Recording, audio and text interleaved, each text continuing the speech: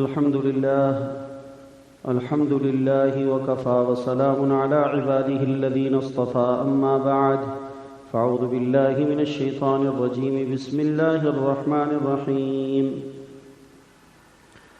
قال الله سبحانه وتعالى وما من دابة في الأرض إلا على الله رزقها ويعلم مستقرها ومستودعها كل في كتاب مبين وقال تعالى وكأي من دابة لا تحمل رزقها الله يرزقها وإياكم وهو السميع العليم وعن ابن مسعود رضي الله عنه قال قال رسول الله صلى الله عليه وسلم ليس من شيء يقربكم إلى الجنة ويبعدكم من النار إلا قد أمرتكم به وليس شيء يقربكم من النار ويبعدكم من الجنة إلا قد نهيتكم عنه وإن الروح الأمين وفي رواية وإن الروح القدس نفث في روعي أن نفسا لن تموت حتى تستكمل رزقها فاتقوا الله وأجملوا في الطلب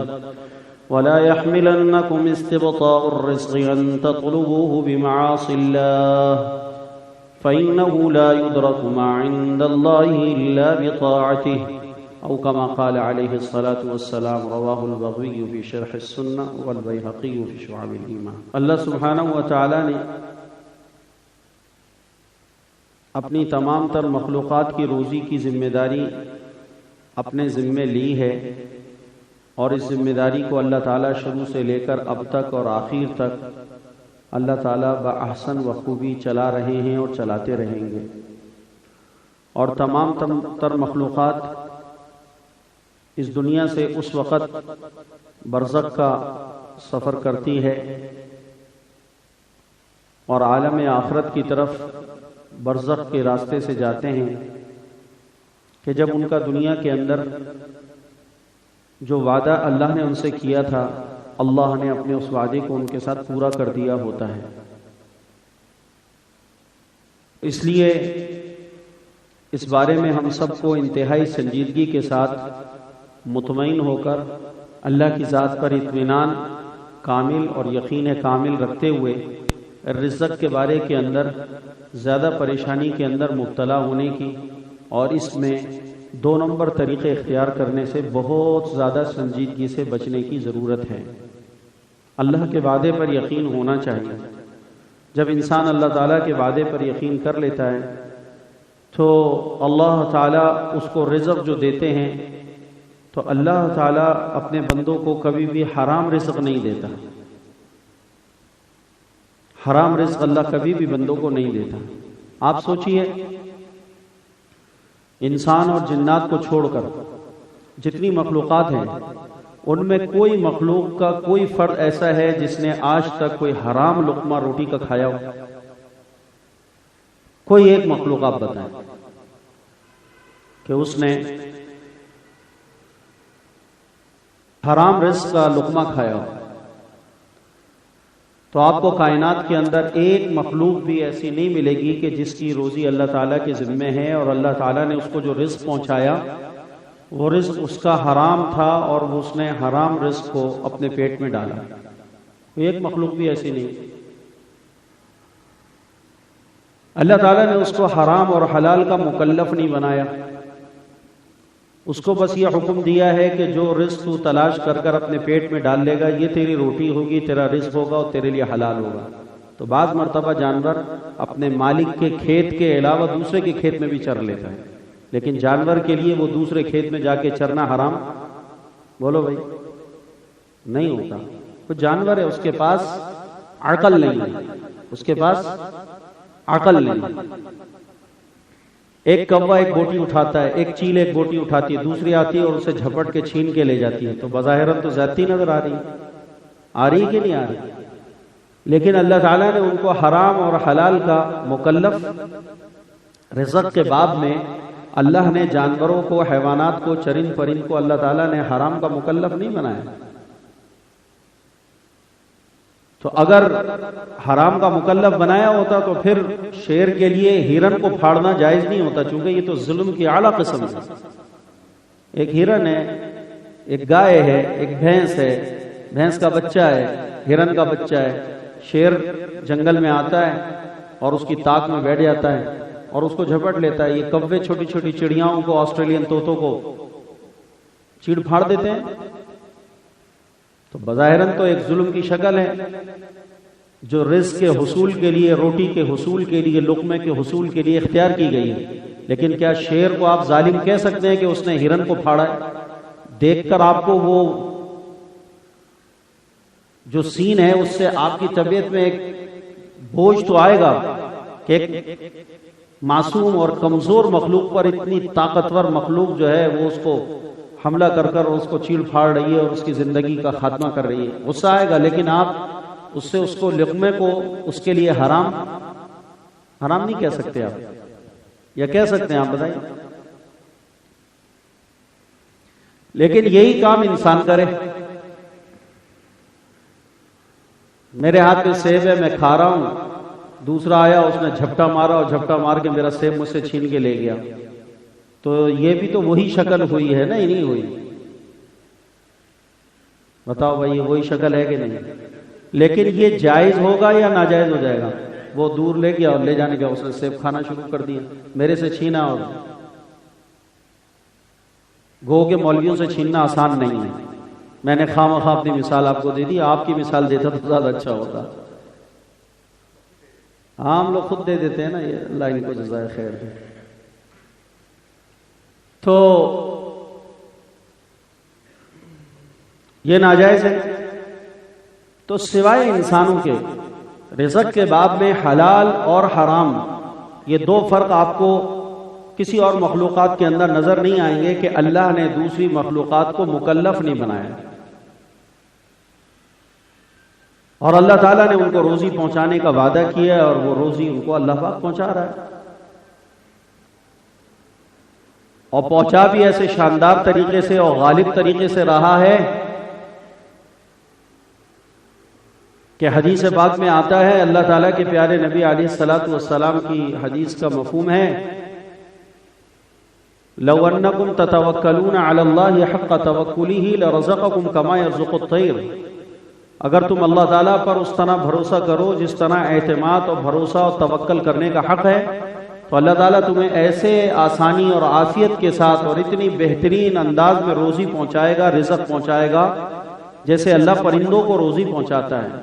تغدو خماسا وتروح بطانا، وہ صبح کو اپنے گھونسلوں سے بھوکے پیٹ نکلتے ہیں، خالی پوٹ نکلتے ہیں، پیٹ میں ان کے دانہ نہیں ہوتا، اور رات بھر میں پچھلا دانہ سارا ہضم کر چکے ہوتے ہیں، اور وہ اس کو ختم کر کے ہضم کر چکے ہوتے ہیں، اور وہ بیٹ بن جاتی ہے، اور خالی پیٹ ہو کر وہ صبح اپنے گھونسلوں سے نکلتے ہیں، اور اس حال کے اندر وہ نکلتے ہیں کہ جب شام کو وہ لوٹتے ہیں اپنے گھروں کی طرف تو خدا سارے پرندوں کے پیٹ بھر دیتا ہے، سارے پرندوں کے پوٹے بھر دیتا ہے، اور وہ اپنے گھونسلوں کے اندر جو بچے بھوکے ہیں ان بچوں کی بھی روٹی لے کر وہ شام میں گھر میں آتے ہیں۔ نہ بچوں کو پریشانی ہوتی ہے، نہ بچیوں کو پریشانی ہوتی ہے، نہ ماں باپ کو پریشانی ہوتی ہے، نہ کسی فرد کے اوپر وہ کوئی ظلم کرتے، زیادتی کرتے، اور اللہ تعالیٰ ان کو اس طرح سے روزی عطا فرماتا ہے کہ وہ اس روزی کو لے کر اپنے شام میں گھروں کی طرف جاتے ہیں۔ خدا کے پاک پیغمبر علیہ الصلوۃ والسلام نے ارشاد فرمایا، جس کا مفہوم ہے کہ اگر تم اللہ پر اس طرح اعتماد اور بھروسہ کرو جو کرنے کا حق ہے تو اللہ تمہارے کو اس طرح سے روزی عطا فرمائے گا۔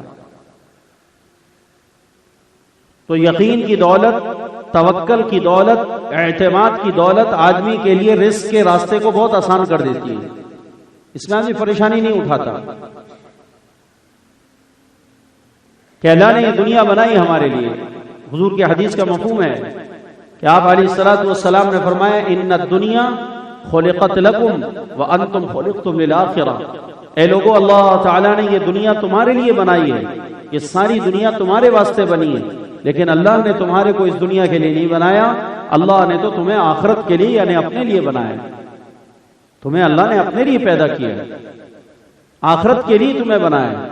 اس دنیا کو البتہ اللہ نے تمہارے لیے بنایا۔ تو جو چیز ہمارے لیے بنائی گئی اس میں جتنا حصہ میرا رکھا گیا وہ حصہ مجھ کو مل کر ضرور رہے گا۔ ایک تو یہ ہوتا نا کہ یہ چیز میرے لیے نہیں بنائی گئی ہے اور مجھے اچھی لگ رہی ہے، تو اب میرے پاس ایک ہی راستہ ہے، بدماشی۔ یہ چیز میرے لیے نہیں بنائی گئی لیکن مجھے کیا لگ رہی ہے؟ بولو بھائی، اچھی لگ رہی ہے، تو اب اس کو لینے کا ایک ہی راستہ ہے، بدماشی، غنڈہ گردی کرے آدمی، ظلم کرے، بدماشی کرے اس کے اندر کہ میرے لیے نہیں بنائی گئی اور مجھے یہ چاہیے۔ اور ایک یہ ہے کہ بنانے والا یہ کہہ رہا ہے کہ یہ جو 100 گاڑیاں کھڑی ہیں نا، اس میں جو یہ کالے رنگ کی ویٹی آئی ہے یہ کس کی ہے؟ بولو۔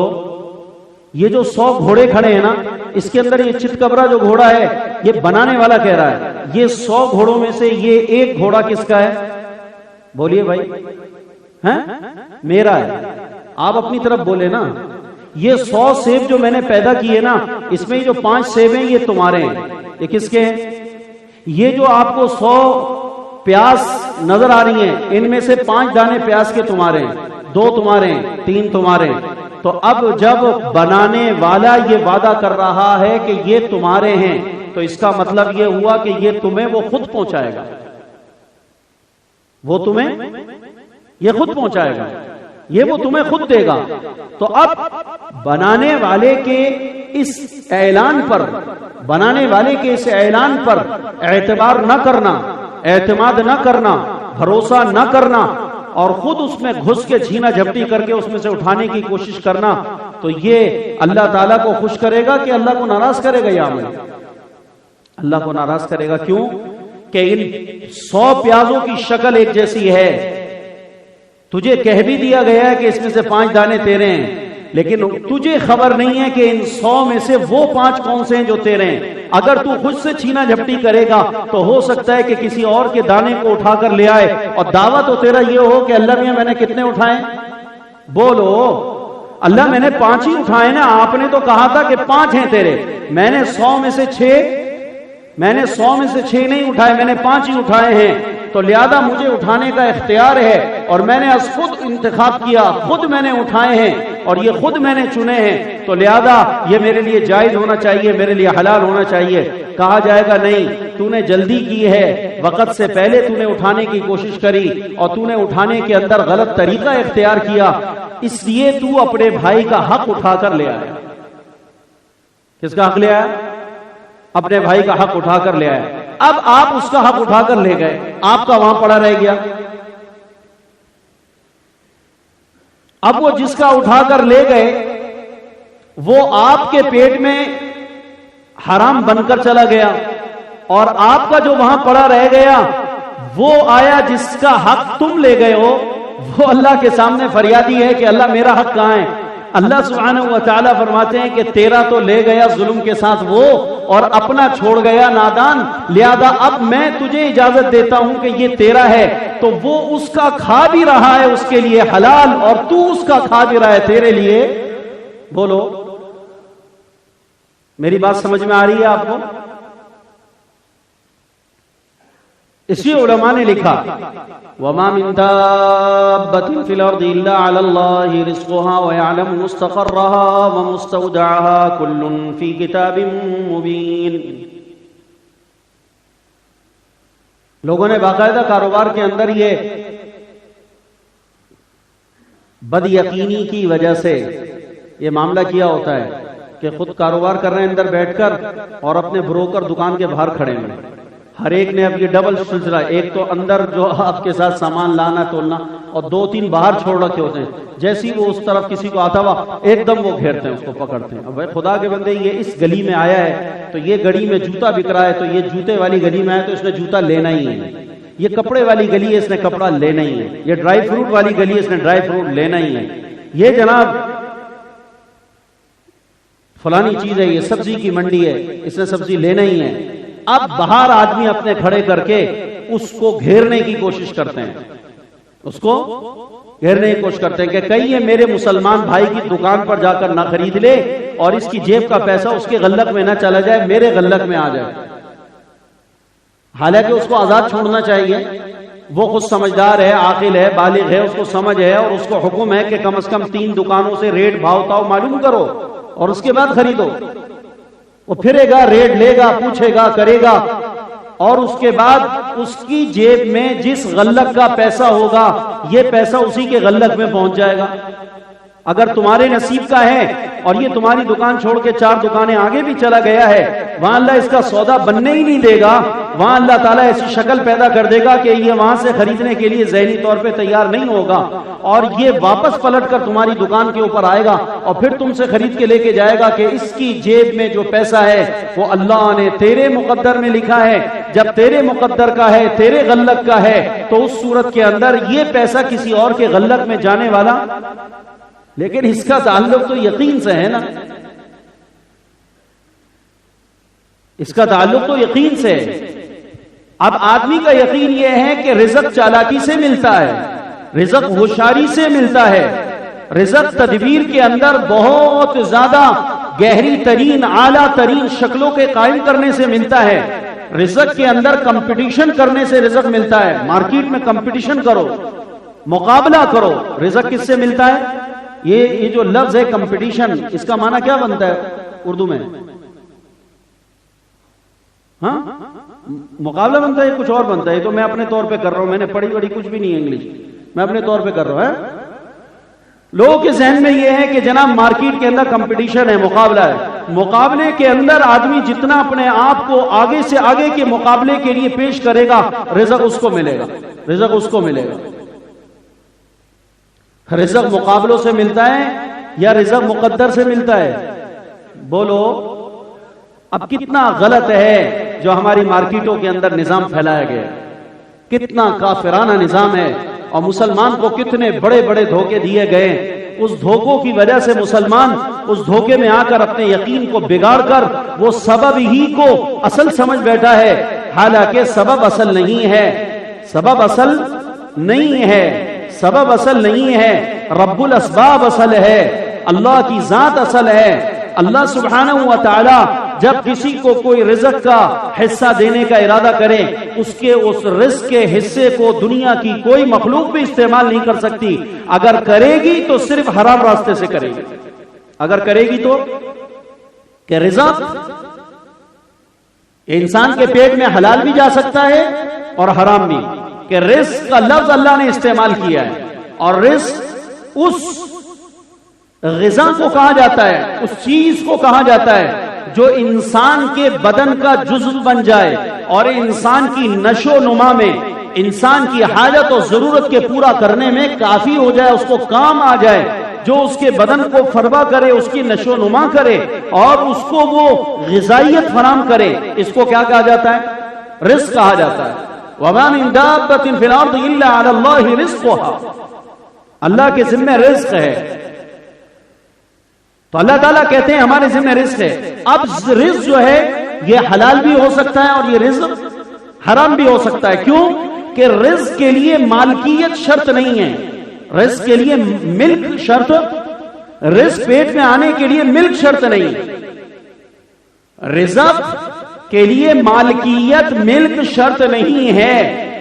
اللہ تعالیٰ کی کتنی مخلوقات ایسی ہے جس کے اندر مالکیت کی اور ملکیت کی صلاحیت موجود نہیں ہے، اللہ ان کو رزق دے رہا ہے۔ یہ تمام کے تمام جانور، یہ تمام کے تمام مخلوقات، ان مخلوقات میں کسی میں ملکیت کی آپ کو صلاحیت نظر آتی ہے؟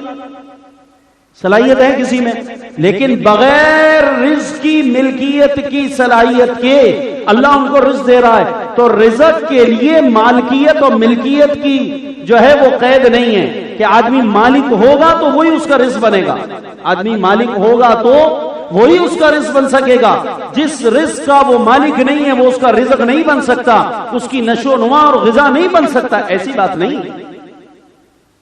چھوٹے بچے ہیں، ان کے اندر مالکیت کی ملکیت کی صلاحیت ہے۔ ایک بچہ اپنی ماں کی گود میں دودھ پی رہا ہے تو یہ دودھ کا مالک بن سکتا ہے؟ اس میں مالکیت کی قبضے کی اس میں صلاحیت ہے کہ یہ اس مال کو، اس دودھ کو اس پر قبضہ کر لے۔ یہ چھوٹا بچہ جو ماں کا دودھ پی رہا ہے یا کسی دائی کا دودھ پی رہا ہے یا کسی دودھ پلانے والی عورت کا دودھ پی رہا ہے، یہ چھوٹا بچہ اس دودھ کا مالک بننے کی صلاحیت نہیں رکھ سکتا، لیکن اس کے باوجود اس بچے کے پیٹ میں جو دودھ جا رہا ہے یہ اس کی غذا